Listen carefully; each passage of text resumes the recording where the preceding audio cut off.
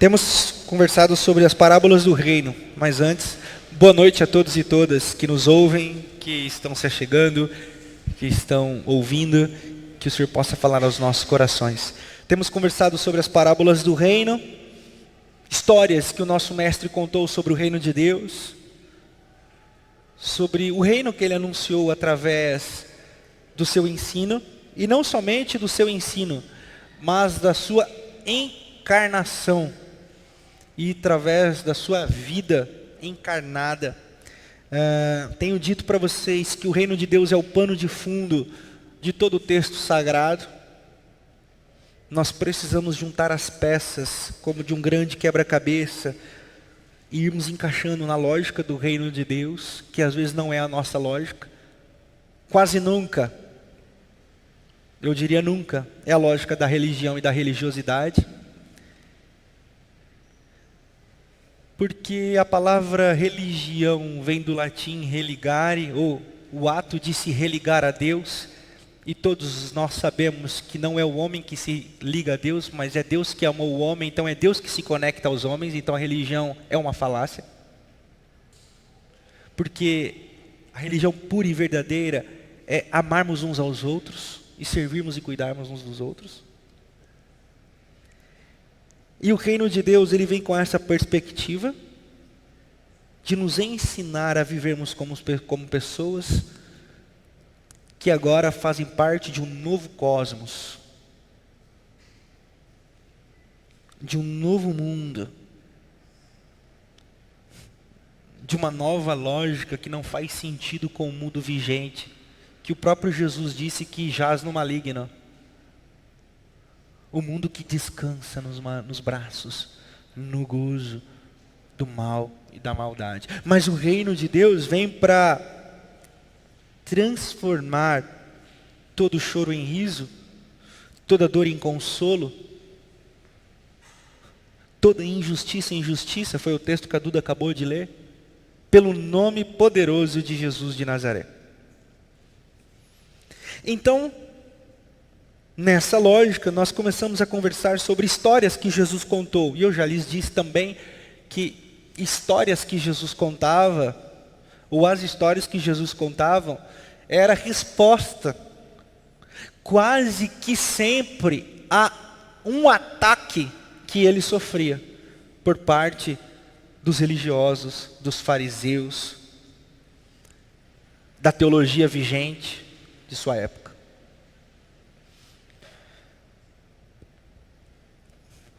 Semana passada eu disse a vocês que a nossa igreja, a nossa comunidade, a primeira igreja batista em Botucatu, era conhecida como um determinado tipo de igreja anos atrás.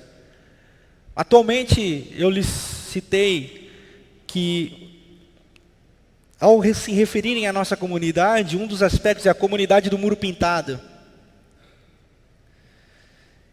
E outra fala sobre nós, e é essa que eu quero partilhar com vocês hoje, é assim, na nossa reunião de novos membros, às vezes, e não é difícil eu ouvir, as pessoas chegam e falam assim: pastor, me pediram para eu tomar cuidado com o senhor e com essa igreja. Eu falo, nós representamos um perigo, é mesmo? Falaram que aqui é perigoso. Perigoso por quê? Porque aqui vocês são tudo liberal.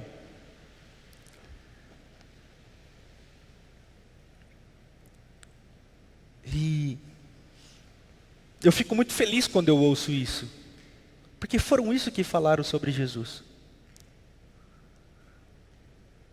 Um cara que se assenta com os piores, um cara que abre as portas do ensino e da perspectiva do céu para gente que não é digna, só pode ser um herege ou um liberal.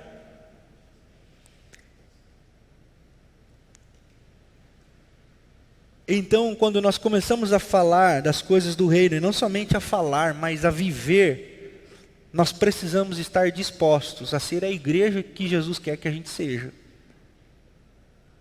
Porque nós acabamos de cantar a música Trabalhadores, e se você reparou na letra, ela fala assim, somos os teus olhos procurando os aflitos. Nós procuramos, nós não esperamos eles virem até nós. Nós procuramos, porque somos a tua igreja. Nós consolamos, nós ajudamos, nós servimos, nós não ficamos esperando as oportunidades aparecerem para a gente entregar um folheto com as 4 leis espirituais para que a pessoa aceite a Jesus e não vá para o inferno. A nossa perspectiva missiológica não é de convencimento intelectual. A nossa perspectiva missiológica é: toda ação exige uma explicação como resposta para a sociedade. Como diria René Padilha. Então, o reino de Deus é essa lógica. E na história que nós vamos contar hoje, não é diferente. Porque não há nada novo debaixo do céu. Tudo isso que eu vou dizer para vocês, pessoal, está escrito há muito tempo. Não tem milagre, não tem surpresa, não tem novidade nenhuma. O problema só que não é lido. Não é exposto. E nós nos esquecemos, por causa dos nossos individualismos, por causa da nossa busca idolátrica a Deus, por causa do nosso sentimento que faz de Deus um ídolo, nós nos perdemos da essência da palavra e do texto sagrado. Então, o que nós temos construído aqui nessa série e como comunidade, que pinta o muro, que recebe pecadores, uma comunidade composta por gente imperfeita, não é novidade, nem heresia, nem liberalidade. É simplesmente a comunidade de Jesus vivendo de maneira muito simples, inclusive com seus erros. Inclusive com seus erros. E aí, eu convido você a abrir comigo a sua Bíblia hoje, no Evangelho de Lucas, no capítulo 15. Nós temos aí, vamos assim chamar, uma tríade de parábolas, no capítulo 15, que é muito conhecida. Jesus conta a primeira parábola no capítulo 15, da ovelha perdida, que todo mundo conhece, inclusive muito contada nos ministérios infantis. O Senhor Jesus tinha 100 ovelhas, uma se perdeu, ele deixou as 99 e foi buscar uma, né? Todo mundo conhece. Aí depois ele conta a parábola da dracma perdida, aquela mulher que estava limpando a casa e a moeda caiu. Dracma era o pagamento de um trabalho de um dia na época de Jesus. E depois ela acha aquela moeda e ela celebra aquela moeda. E no fim dessa tríade de histórias, ele conta a parábola do filho pródigo.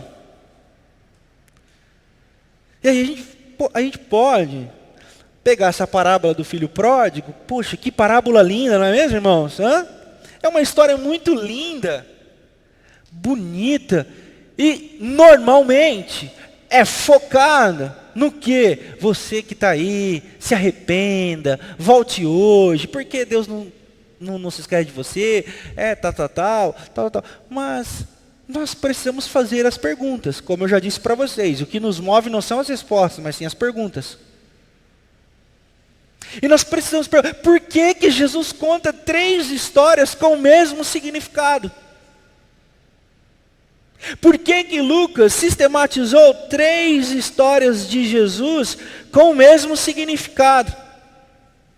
Porque só com essas perguntas nós vamos conseguir discernir ou ter sombra de discernimento do que Jesus estava falando e sobre o reino de Deus que Jesus está anunciando. Por isso, para nós lermos a parábola do filho pródigo, ou a parábola do filho perdido, como muitas traduções dizem, eu já vou dizer que eu sou contra essa tradução a parábola do filho pródigo, porque no meu ponto de vista hermenêutico, quem sou eu, né?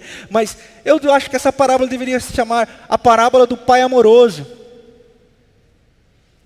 Porque ela faz parte de uma tríade que decifra ou traz o discernimento sobre quem Deus é. Então, para nós respondermos e discernirmos sobre essa parábola do filho pródigo, nós precisamos entender o capítulo 15. E os seus 2 primeiros versículos, se é o que eu quero convidar vocês hoje, é uma hermenêutica, uma interpretação que convida a um pensamento que pode ser libertador para você. Então é só um convite. E para nós entendermos essa tríade de parábolas, o versículo 1 e o versículo 2 são fundamentais do capítulo 15 Leiam aí. Todos os publicanos e pecadores estavam se reunindo para ouvi-lo. E o que aconteceu? Mas os fariseus e os mestres da lei faziam o quê? O que religioso faz? O que religioso é especialista em fazer? O que puritano e moralista é especialista em fazer? Criticar aqueles que não são como eles. E eles dizem assim, ó, este homem recebe pecadores com ele.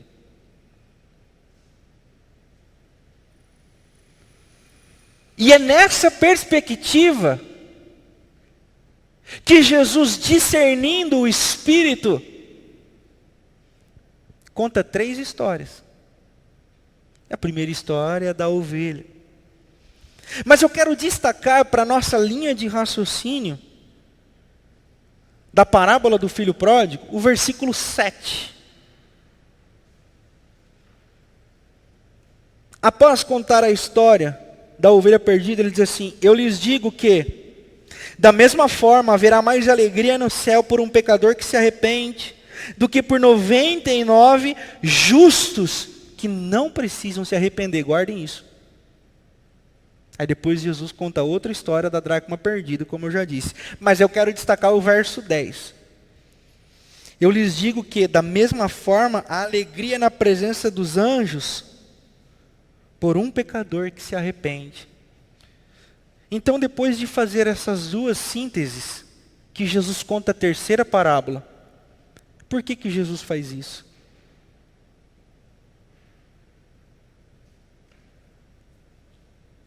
Porque as pessoas que tinham ouvido falar de Deus até então, porque as pessoas que tinham a noção de quem Deus era até então, tinham pouco discernimento de um Deus amoroso, cuidadoso, acolhedor.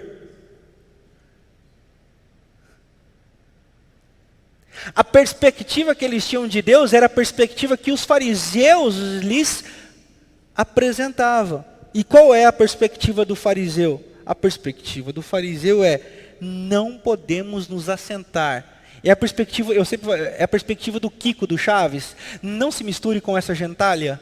Então, a perspectiva da religiosa da época é, não se misture com essa gentalha.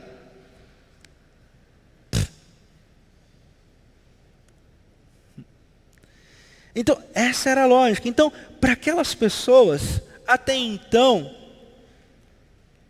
um Deus acolhedor, um Deus gracioso, um Deus amoroso, não fazia sentido. Mas ao ouvirem falar sobre Jesus, um tipo de gente, que não era gente do bem, que não era gente de boa índole, o Jenny Peterson vai dizer assim, de fama duvidosa, de índole duvidosa, começou a se achegar.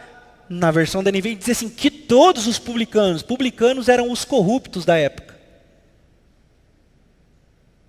Publicano eram os corruptos, como Zaqueu.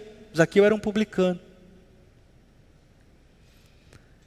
E pecadores, gente de todo tipo, começaram a se achegar para Jesus. Pausa. Aspas. Somos discípulos de Jesus quando começamos a atrair o mesmo tipo de pessoas que Jesus atraíra. Fecha aspas. Que tipo de pessoas temos atraído como igreja? Os bons? Os puros? Os limpos? É por isso que nós precisamos discernir, porque o versículo 7 diz assim, não há alegria no céu, ou a alegria no céu é muito maior, quando alguém que não tinha discernimento de quem era, passa a ter, do que aqueles que pensam que são justos, não conseguem discernir a sua injustiça. Então, a igreja de Jesus acontece quando pecadores, quanto moribundos, maltrapilhos, esfacelados pela vida, pela dor, encontram guarida para se encontrar como maltrapilhos e sabem que não são rejeitados por maltrapilhos serem. Há alegria no céu quando isso acontece. Há alegria, a festa, quando a igreja de Jesus começa a atrair as pessoas que Jesus atraía. O céu celebra quando a igreja abre as suas portas para os que não são perfeitos. Quando a igreja começa a se formar fundamentada na sua humanidade caída. Sim, quando a igreja se fundamenta na sua humanidade caída, mas não esquecida, comunidade caída, mas não isolada, comunidade caída, mas não aquém da graça e da misericórdia, porque uma comunidade que é caída, ela prostra os joelhos e ela sempre olha para o alto e diz: para onde iremos nós, se só tu tens as palavras de vida eterna? Mas isso só é possível quando nos reconhecermos moribundos e gente não digna, porque se não for assim, dificilmente acontecerá esse movimento. Por quê? Porque quem é justo não carece de misericórdia. E Jesus continua dizendo, contando a parábola da moeda perdida, usando a mesma finalização que ele usou com a das ovelhas, só que ele faz uma outra perspectiva. Existia alguém que estava perdido, existia algo de valor perdido, mas agora no reino de Deus, o valor está, no pequeno valor, ou seja, na pessoa. Então aqueles que estavam ouvindo Jesus começaram a identificar que são preciosos aos olhos de quem Deus é e o que Deus faz e o favor que Deus estava ministrando sobre eles e para eles. Então eles começaram ao quê? A se perceber gente que era alvo da graça e da misericórdia de Deus, como aquela moeda de pequeno valor. Pausa. Aspas. Nós não podemos confundir antropocentrismo com a graça de Deus. Eu vou explicar. Pastor, o que é antropocentrismo? Antropos, homem, centro, o homem no centro. O homem não é o centro.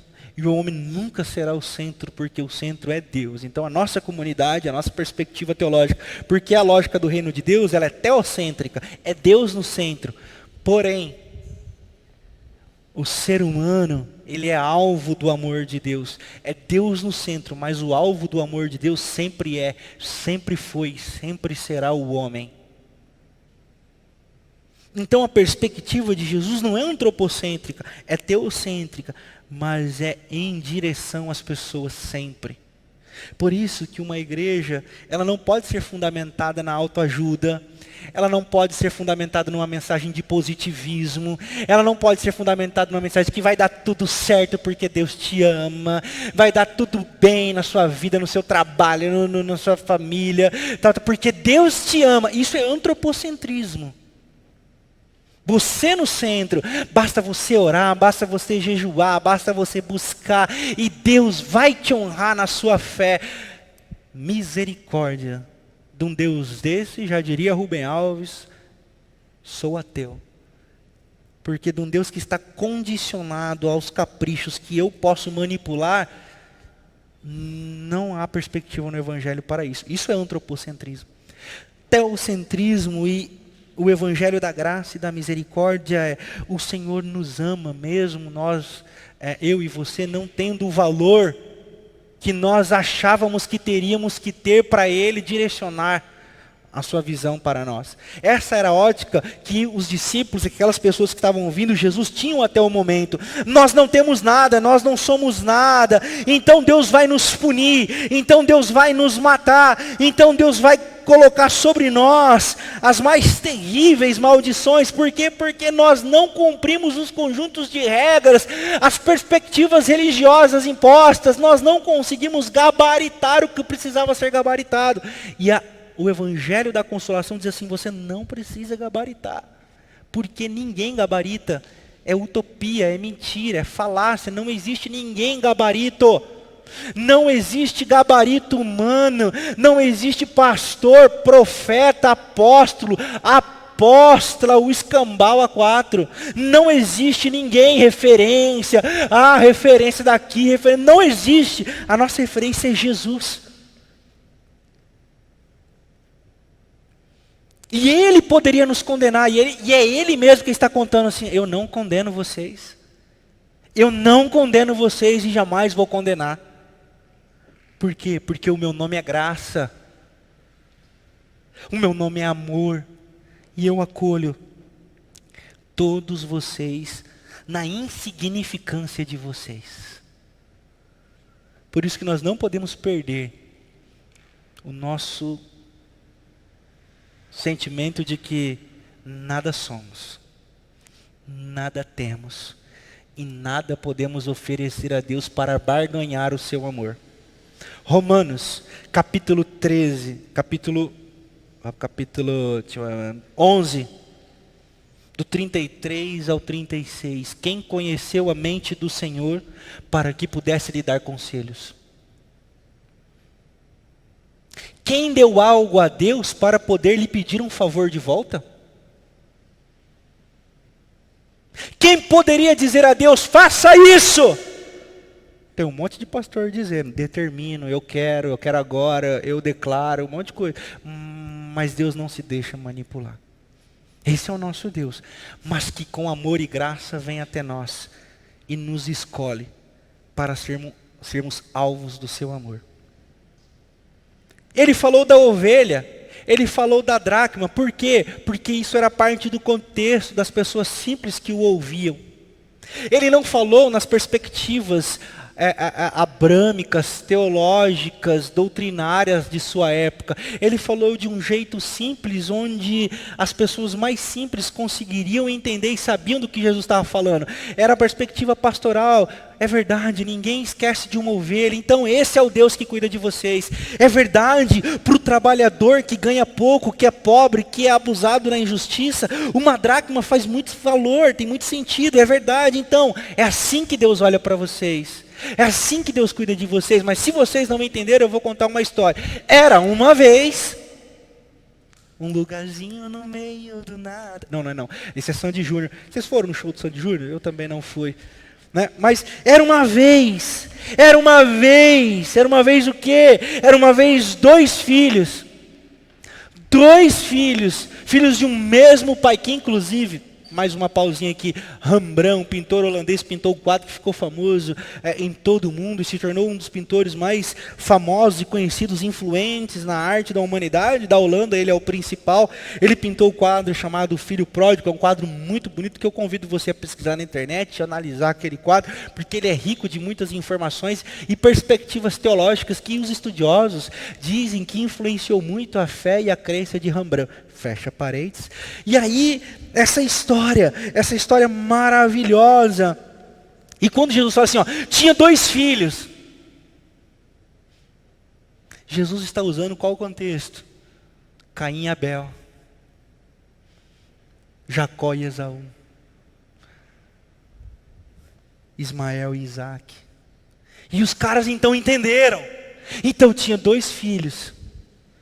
José e os seus 11 irmãos, embora não sejam dois, mas José e seus 11 irmãos. Ou seja, esses irmãos que degladiam. Então os caras já ficaram atentos ao ensinamento de Jesus. Então eu vou explicar para vocês o que acontece. O primeiro, que é o mais novo, disse ao pai: pai, eu quero toda a minha grana. E o contexto cultural, pessoal, é o seguinte: um filho não poderia exigir a herança do seu pai, senão por dois motivos. Senão por dois motivos: de morte, ou de já divisão antes da morte do seu pai, mas ele não poderia usufruir. Se ele devesse para alguém e precisasse pagar com o dinheiro da herança, eles teriam que esperar o pai morrer. E aqui com meus botões, eu acho que muita gente morreu por causa da ganância dos filhos. Fecha parênteses. Então, Henry Nouwen, um espiritualista que eu gosto muito e que muito me inspira na minha peregrinação, Henry Nouwen diz assim, que esse filho mais novo, ao pedir a herança, ele não só queria o dinheiro, mas desejava a morte do pai. Ele estabeleceu a morte do pai. E aí o texto continua dizendo que esse filho pegou a grana e foi para night, irmãos. Sabe como é que é? Foi para night. Gastou essa grana, esbanjou. Daí vem a palavra pródigo, né? Daí vem a palavra pródigo do dicionário. Esbanjador. Dá com facilidade, né? Ao ponto de perder tudo. Perder tudo e, no fim, ir trabalhar cuidando de porcos, ao ponto de se alimentar das alfarrobeiras que os porcos comiam. E discerniu: meu Deus, os funcionários do meu pai comem como um rei. Se meu pai trata bem assim um funcionário, eu vou voltar e ser funcionário do meu pai. E ele pega o caminho de volta, e o texto continua dizendo que o pai o esperava na janela. O pai o esperava na janela. Prestem atenção nesses detalhes que Jesus, como assim colocar, inventa. Tá ok? Esperava na janela.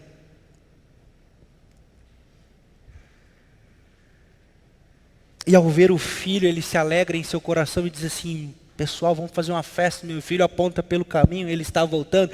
Peguem um anel, coloquem no seu dedo, que significava filho do rei, pertencer à família real. Vamos fazer uma festa, matem um novilho, no nosso termo aqui brasileiro, vamos fazer um churrascão. Braseiro, quente, aquela coisa, tal. E festa vai, e festa vem, todo mundo feliz porque o filho voltou. E aí o filho mais velho, o outro filho estava no campo, e quando chegou falou assim: mas que bagunça é essa? Que bagunça é essa? Aí alguém fala: o seu irmão voltou. E o filho fica muito bravo, o filho mais velho fica muito bravo. Por quê? Porque o pai nunca fez uma festa para ele, mas fez uma festa para o filho pródigo, esbanjador. E ele vai tirar satisfação com o pai. Ele vai tirar satisfação com o pai. E ele tira: pai, o senhor nunca fez nada para mim, eu estou aqui, ó, compro tudo, faço tudo, trabalho, tal, você nunca fez uma festa. E aí Jesus conclui a história dizendo assim: filho, qual é? Tudo que é meu é seu. Você estava aqui comigo, você estava desfrutando da minha presença, e você poderia ter feito quantas festas você quisesse, mas esse seu irmão estava morto e agora vive, e nós precisávamos celebrar.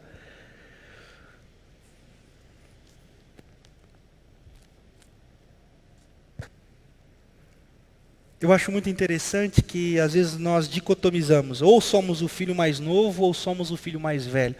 Eu não interpreto dessa maneira, e eu quero passar para vocês, dizer assim: nós podemos ser os dois, o tempo todo, todo dia. Ora o mais novo, ora o mais velho. Eu até diria que é impossível sermos os mais novos, ou como o filho mais novo, se não discernirmos que um dia já fomos o mais velho.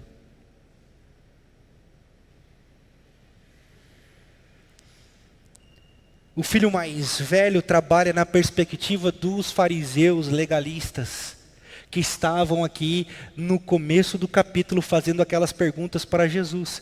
Como pode esse homem ficar feliz e se assentar e partilhar com pecadores, pessoas de péssima índole, de péssima reputação? É o filho mais velho.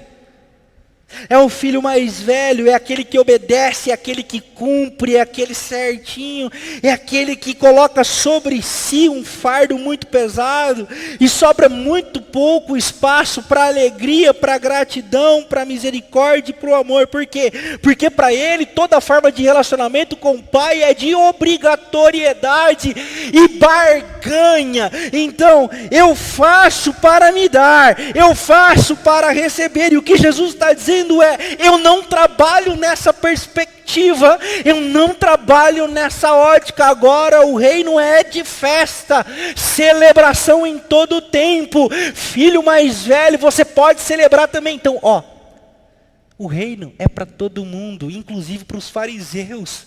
Inclusive para os fariseus, é para todo mundo. Basta começar a interpretar o texto sagrado e celebrar a vida, e não mais colocar sobre si julgos e pesos.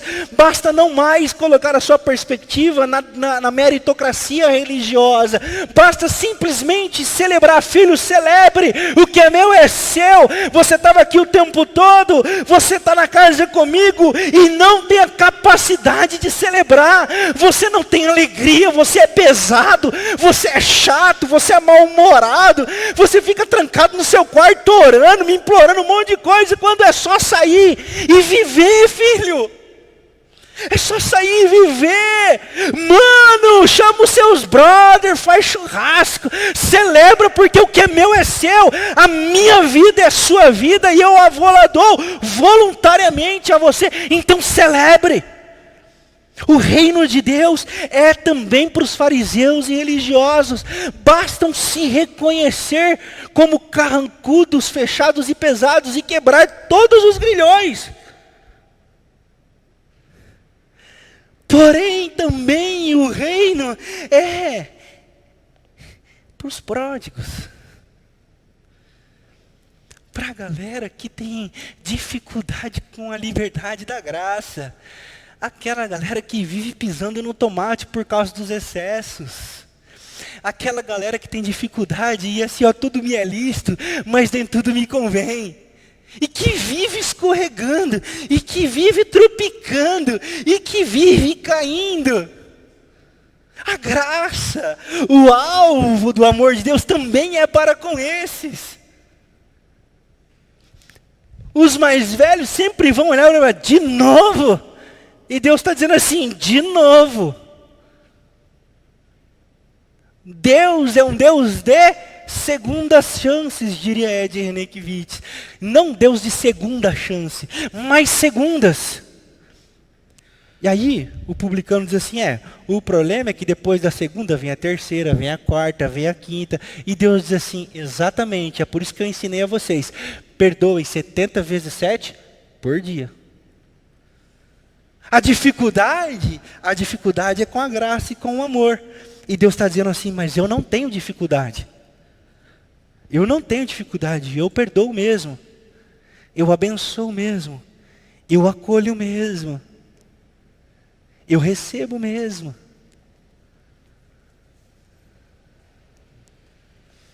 Como nós somos especialistas em antigraça e anti-reino. Um exemplo. Judas Iscariotes.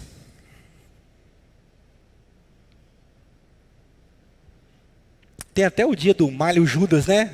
É malha o Judas? É malha o Judas, né? Por quê? Porque nós somos especialistas em demonizar pessoas. Judas era dos discípulos o mais letrado. O mais especialista na lei e na interpretação da lei era Judas.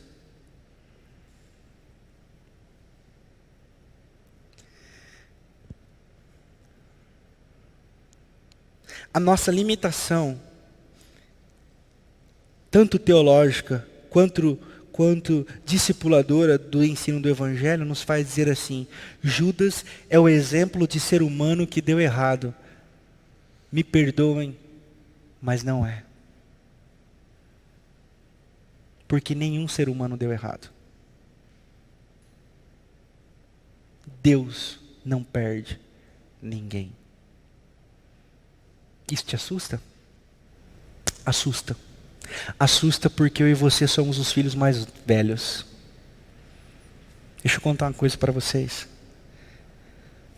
A cabeça do Judas pensou na lógica do momento, que inclusive é um pouco da nossa. Aquele negócio de dar certo na vida e de não perder a oportunidade, que o cavalo arriado só passa uma vez. Já ouviram essa história? Então, passou para Judas também. E ele não perdeu a oportunidade do cavalo arriado.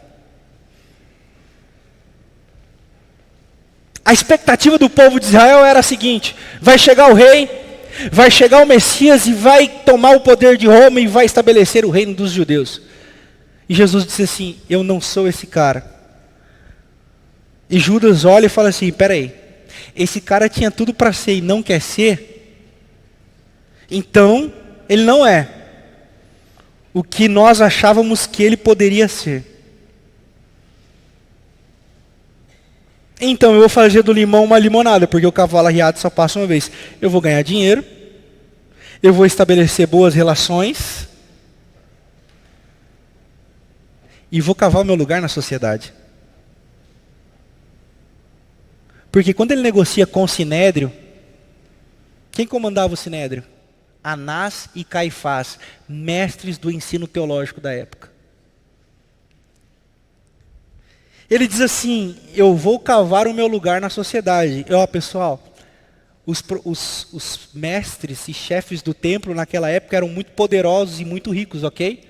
Lembre que eu disse para vocês que eles eram os juízes das causas das pessoas, eram eles que imputavam as penas, os julgamentos, que dava ganho de causa. Os caras eram os caras, inclusive viviam muito bem monetariamente. Então Judas pensou nessa lógica. Ele está errado? Cuidado com o que você vai dizer, para não se contradizer na sua perspectiva de vida. Ele está errado?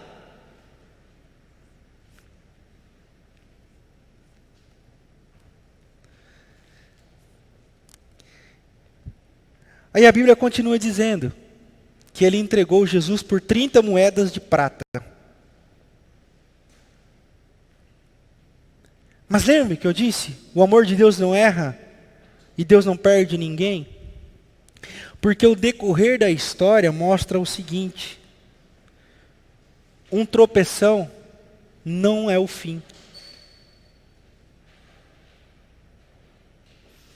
A história continua dizendo que Judas não prosseguiu na sua negociata de assumir lugar no Sinédrio, de se tornar um mestre da lei, e nem galgou o seu lugar no governo. Ao contrário, se arrependeu amargamente ao ponto de se dependurar numa árvore e se enforcar. E a história diz que ele se enforcou no Monte Sião, de frente para o Monte Horebe. E quando pendurou, a corda quebrou, ou o galho quebrou, e ele saiu despencando pelas pedras, cortando-lhe todo, ao ponto de chegar lá embaixo com as vísceras abertas. O que nós diríamos? O que nós diríamos? Vai brincar com Deus não se brinca. Filho mais velho. Não obedeceu. Não obedeceu. Olha aí o que dá com quem não obedece. Não é essa a lógica do reino de Deus. O que matou Judas foi a angústia dele de ter errado na sua avaliação e perspectiva de vida. E como qualquer ser humano, como eu e você, podemos sucumbir ao peso de errar, ao peso de falhar, ao peso de dizer: não sou capaz, eu errei e agora ferrou para mim. Por isso que eu preciso dizer para você aqui essa noite: não é o fim o seu erro, não é o fim o seu tropeço, não é, enfim, a sua avaliação errada, não é o fim a queda que você levou, não é o fim o seu pecado, não é o fim, porque Deus não perde ninguém. E me perdoem, mas eu acho que encontraremos Judas conosco no céu. Acho mesmo, porque Deus não perde ninguém. E é por isso que Jesus diz assim, eu não perco ninguém. E é por isso que essa história está na Bíblia, por quê? Porque ela está para nos mostrar que todos nós somos suscetíveis a sermos sucumbidos pelo peso da derrota. Todos nós, assim como o salmista, no Salmo de número 73, e você pode ler aí, podemos ser sucumbidos pelo poder. Onde está, ó Deus, a sua justiça? Por que prosperam os ímpios? A galera faz uma maldade lascada, Deus não te obedece, não faz nada, e esses caras dá tudo certo para eles. Salmo 73, está aí a indignação humana, está aí a humanidade, está aí as entranhas da humanidade que olha para o alto e diz assim, por quê? E Deus está dizendo assim, porque dá certo ou dá errado, não tem nada a ver com o meu amor para com você. Porque a chuva cai sobre os bons e cai sobre os maus. Porque o meu trabalho não é meritocrático. A minha bênção não está relacionado a coisas. A minha bênção e o meu amor por você não está relacionado a uma gripe que eu curo ou que eu não curo. O meu amor por você é para te trazer paz, esperança e te colocar diante de pastos verdejantes e de águas que fluem tranquilamente do rio, do trono da graça de Deus. Esse é o meu Pai, esse é o seu Pai, e é por isso que o texto do filho pródigo está no texto sagrado aqui para mim e para você, para dizer assim, ó, embora muita gente fique dizendo para você, ou a situação da vida diga para você, ou a sua consciência diga para você, que você não é amado, que você não é amado e que agora é o fim, e às vezes, pode até ser, você pensa tirar a sua própria vida, não faça isso. Não faça isso. Porque você é um filho amado de Deus. É uma filha amada de Deus. Não porque tudo vai dar certo para você, mas pelo valor que você tem como ser humano, como pessoa. É por isso que o texto de Lucas capítulo 15, da parábola do filho pródigo, vem trazer essa inspiração para nós. Essa inspiração para nós. E nós podemos fazer como o filho mais novo. Chorar e se arrepender. E nós podemos fazer como o filho mais velho, questionar, o tempo todo questionar. Eu convido a todos nós, nos examinarmos como os filhos dessa parábola, mas pautarmos toda a nossa interpretação no personagem principal, que é o Pai. Amoroso, bondoso, gracioso, que abre as portas de sua casa para receber todos os tipos de pessoas. Por pior que elas sejam. Por pior que elas sejam. Eu queria concluir a reflexão dessa noite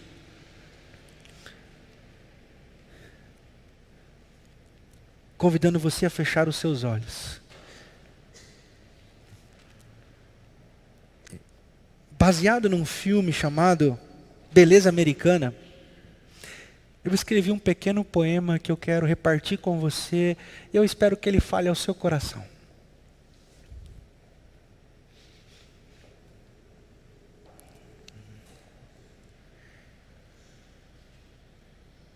O vento soprava.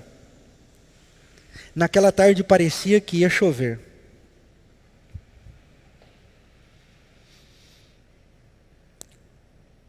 Existia uma eletricidade no vento ao ponto de eu quase conseguir ouvi-lo.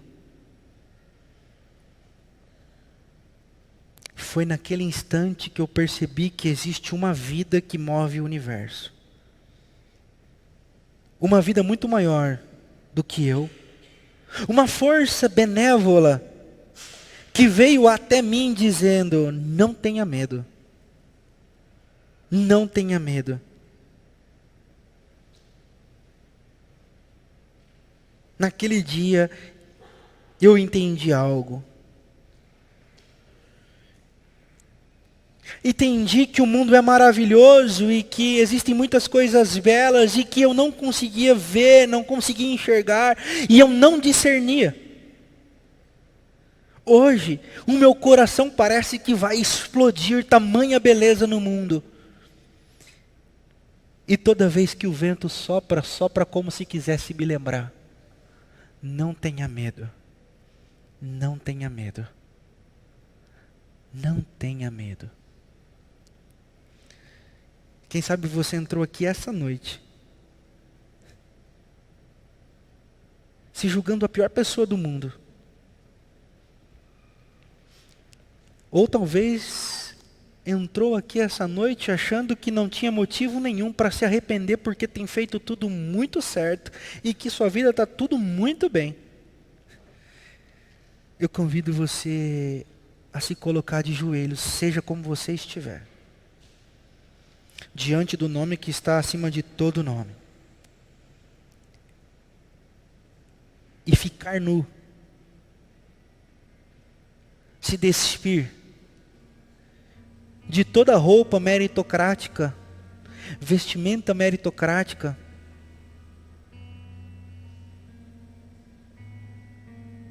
E dizer: Senhor, pequei contra o céu e contra ti. Achei que eu era bom. Por isso merecia os teus favores e a tua bênção e o teu amor. Ou talvez você entrou aqui essa noite vestido de pano de saco, se julgando a pior pessoa do mundo,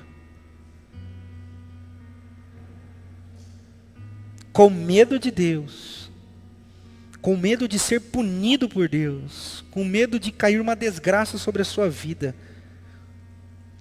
pelo tamanho do seu erro, do seu tropeço, da sua queda. Ou quem sabe você chegou aqui pior, pensando em acabar com sua vida, pensando em dar um fim em todo o seu sofrimento, porque você já não aguenta mais. Nessa noite eu quero dizer para você que o amor de Deus cobre a multidão de pecados, e que Ele nos acolhe em seus braços de Pai, e nos abraça com um carinho muito especial, nos abraça com um amor que nós não somos capazes de retribuir, apenas agradecer. Ele nunca te deixou. Na alegria, na tempestade, na dor, Ele nunca te deixou. E nós, como igreja, vimos aqui essa noite te lembrar disso. Ele não te deixa, não te abandona. Você não está sozinho, não está sozinha.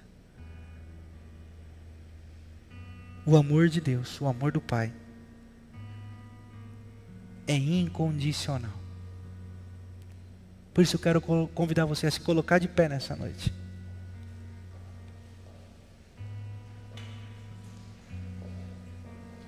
E deixar que essa canção entre dentro de você. Deixar que essa canção encontre guarida no seu coração. E a minha oração é que você encontre pastos verdejantes e águas tranquilas para descansar a sua alma essa noite. Amém.